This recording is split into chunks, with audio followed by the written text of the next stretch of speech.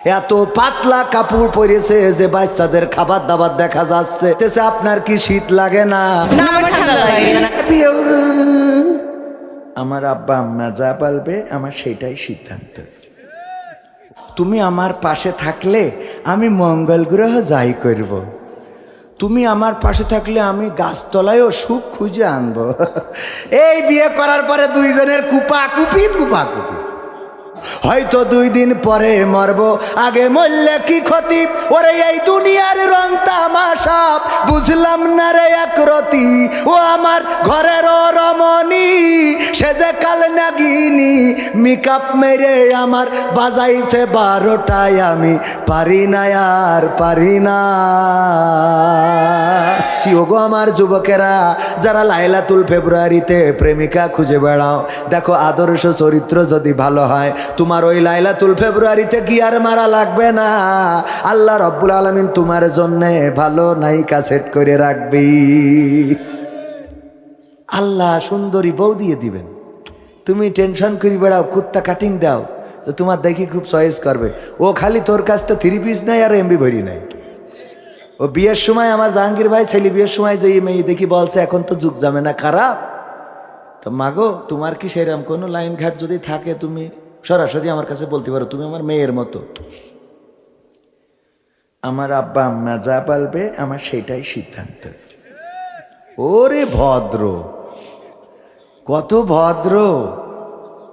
অথচ আমার রংপুরি যুবক পোলাপানগুলোর মাজা শেষ করে ফেলিছে, কথা কয় না, ঠিক না বেটে?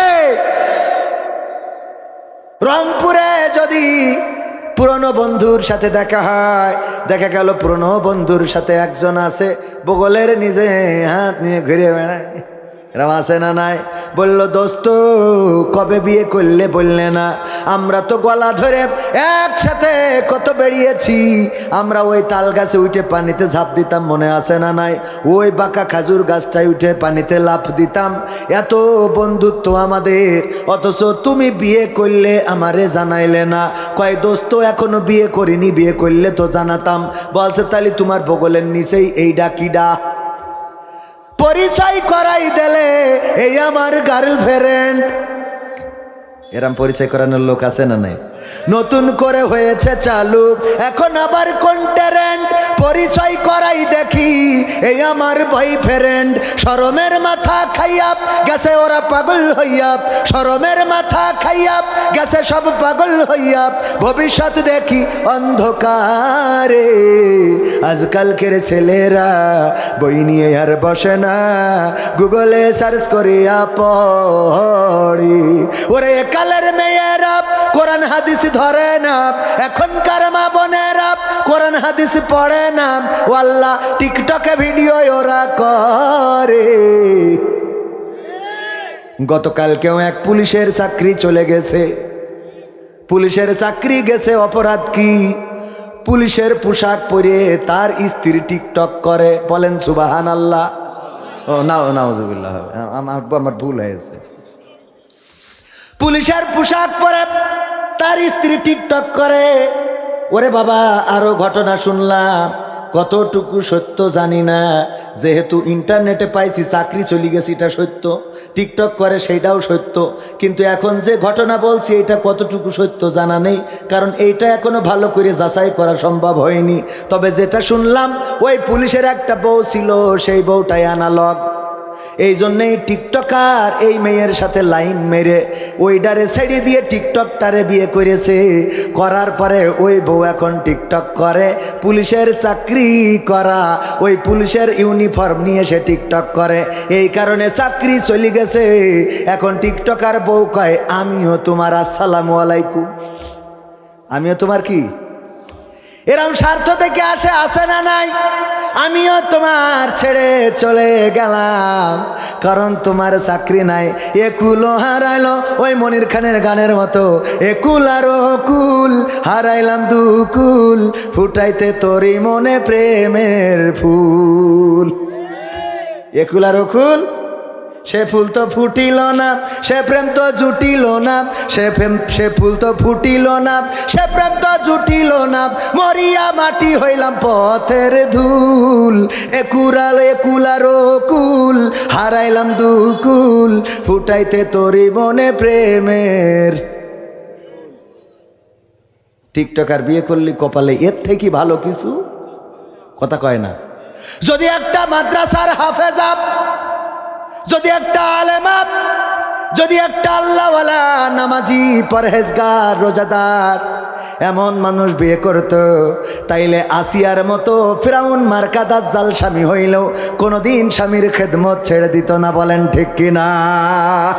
কিন্তু বিয়ে করেছে মডার্ন টিকটকার, খুব সাজুগুজু করি বেড়ায়, লিপস্টিক দেয় তো দেয়, আবার এমনি দিয়ে তার কাটার বর্ডার দেয় কালো করে।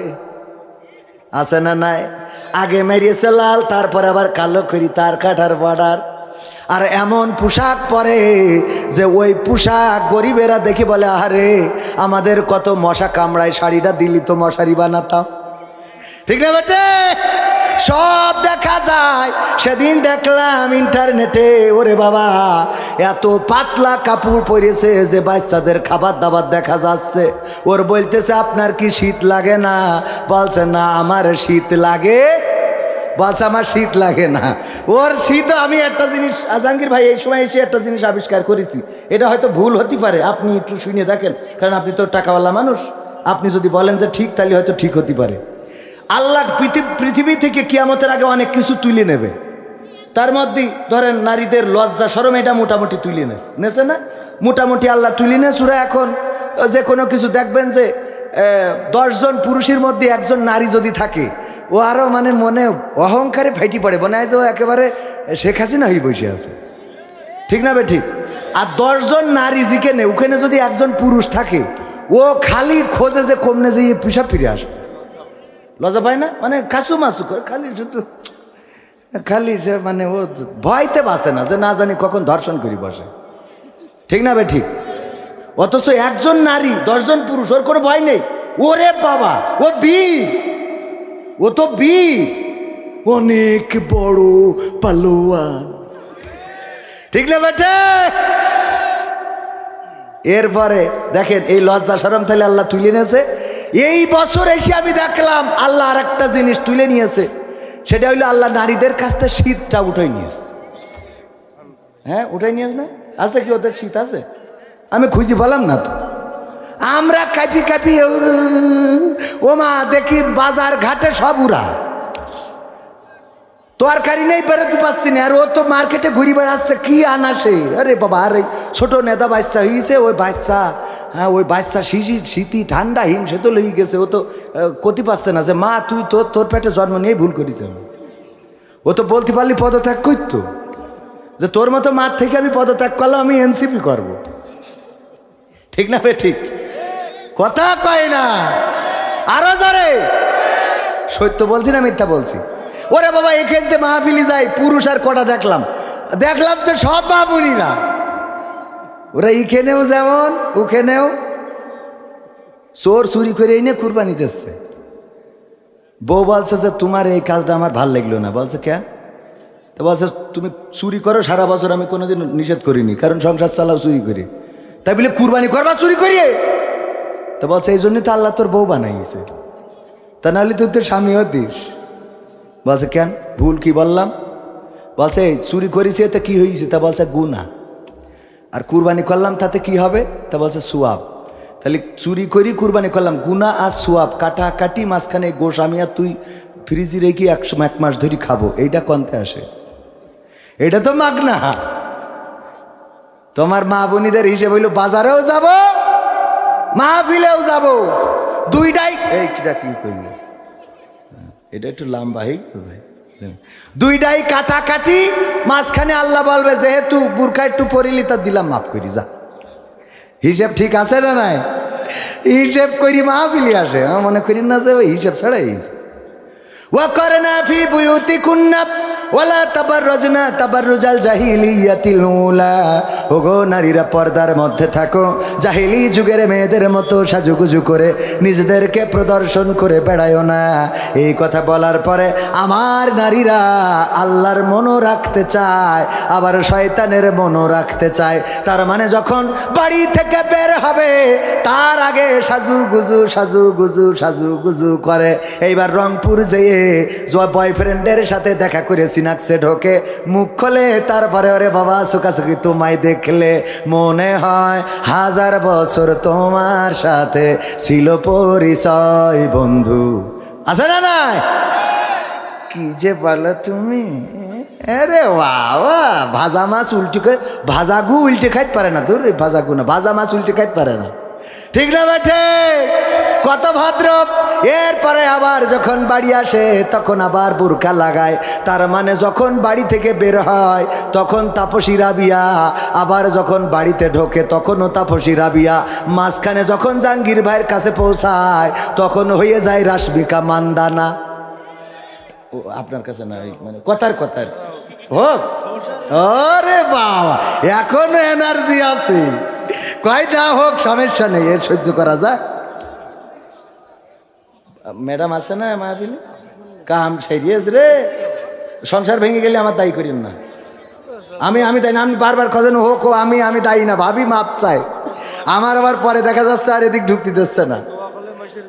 আলহামদুলিল্লাহ, এটা সত্য। আমি দোয়া করলে আলহামদুলিল্লাহ। সাতক্ষীরায় রিপন পানপুরি বলে একজন আছে, ও মাহফিলে গেলি সব জায়গায় আসে, 100 টাকা দেবা, চিরকুটি লিখে দেবে, হুজুর আমার বিয়ের জন্য দোয়া করেন। আমি বিয়ের জন্য দোয়া করেছি, পরে বাড়ি আসলি দেখি ফোন করেছে, কে? আমি রিপন বলছি। হ্যাঁ, বলছে আমার বিয়ে হয়ে গেছে। বললাম যাক আলহামদুলিল্লাহ। এর পরের বছর আবার সাতক্ষীরায় ওয়াজ করতে গেছি, আবার দেখি চিরকুট দিয়েছে 100 টাকা দিয়ে, হুজুর আমার বিয়ের জন্য দোয়া করেন। আমি বললাম তুই না গতবার আমার ফোন করি বললি যে তোর বিয়ে হয়ে গেছে? বাচ্চা হুজুর সে বউ চলি গে। আমি বললাম তা তোর বউ চলি গেছ, তা আমি তো দোয়া করি বিয়ে পর্যন্ত নাই করে দিলাম, রাখাটা তো তোর দায়িত্ব নাকি? কথা কয় না। পরে আবার দোয়া করে দিছি, এখন আলহামদুলিল্লাহ ঘর সংসার করছে ভালোভাবে, বলেন আলহামদুলিল্লাহ। কবুল করার মালিক কে?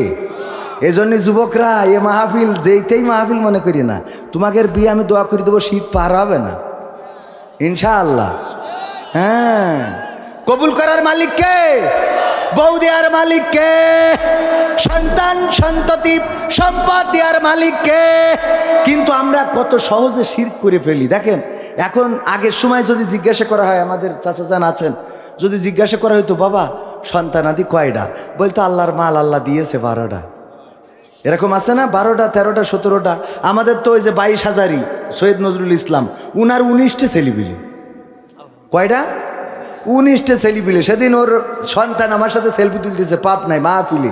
তাই আমি বললাম ভাই, ও আপনারা কয় ভাই বোনি? হুজুর যে বলছে আমরা 19 ভাই বোন। 19 ভাই বোন, এবং এ নিয়ে কোনো দুঃখ নেই আলহামদুলিল্লাহ। যত ভাই বোন বেশি তত ভালো, আলহামদুলিল্লাহ বলবেন না? সন্তান যত বেশি, রিজিকের মালিক কে? আগের সময় 1 বিঘে জমিতে কয় মন ধান হইতো? 1 মন 2 মন 3 মন ধান, তাই কষ্টে। আর এখন কয় মন হয়? হ্যাঁ, 30 মন 35 মনও পাচ্ছে মানুষ।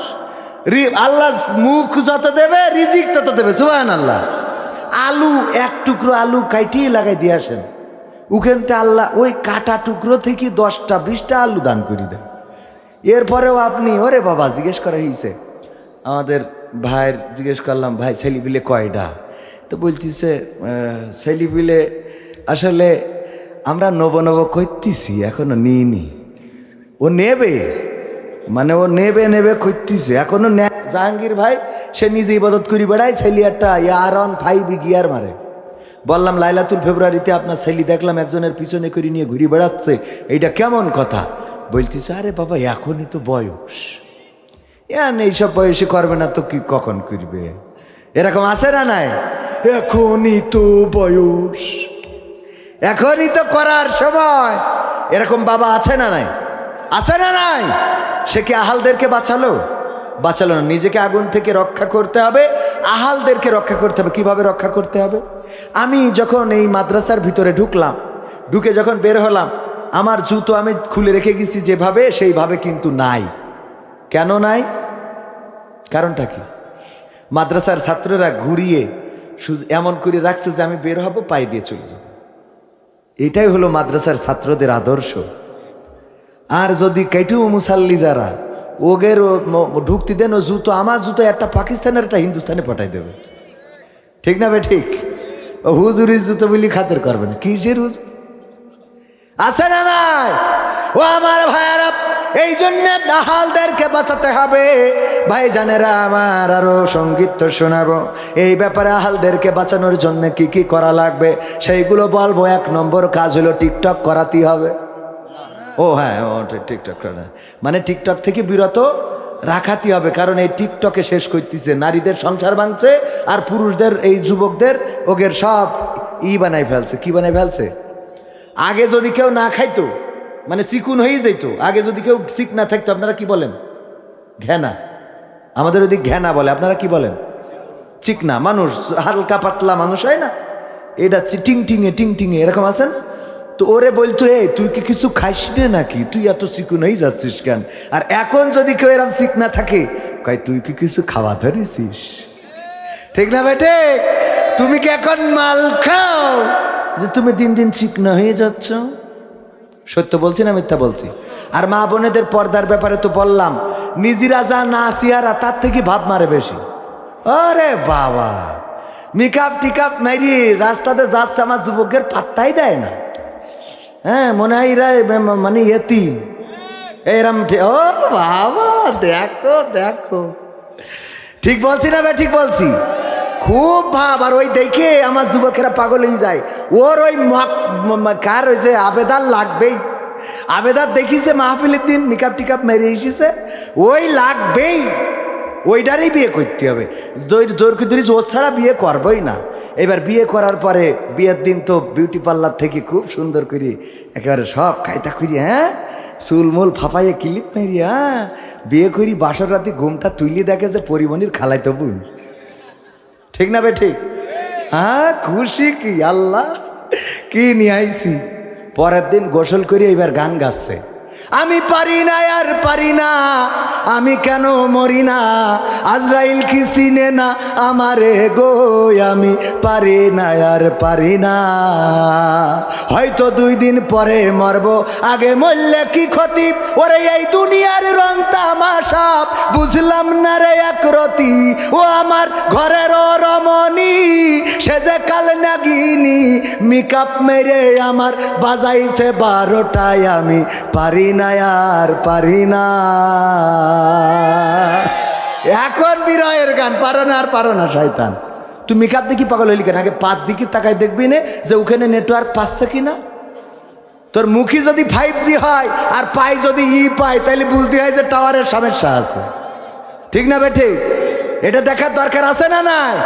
মা বোনেরা বলছে, হুজুর খালি শুধু আমরাই খারাপ, ও পুরুষরা কিছু করে না, এই পুরুষরা এরম আছে। পাশে নিয়ে বসায় কয়, তুমি এসেছ বলে আকাশটা এত নীল। ওই এতদিন হলদে ছিল, হয়েছে নীল। ওরে পাম, তুমি আমার পাশে থাকলে আমি মঙ্গল গ্রহ যাই করব, তুমি আমার পাশে থাকলে আমি গাছতলায়ও সুখ খুঁজে আনবো।